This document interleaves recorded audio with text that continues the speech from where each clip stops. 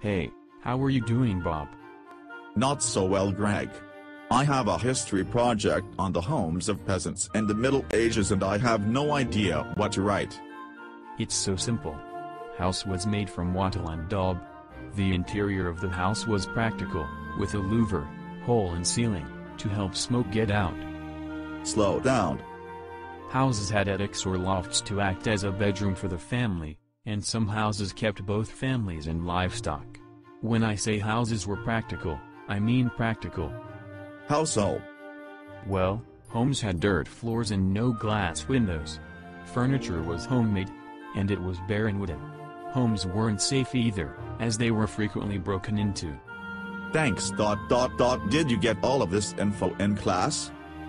Yeah, I actually pay attention.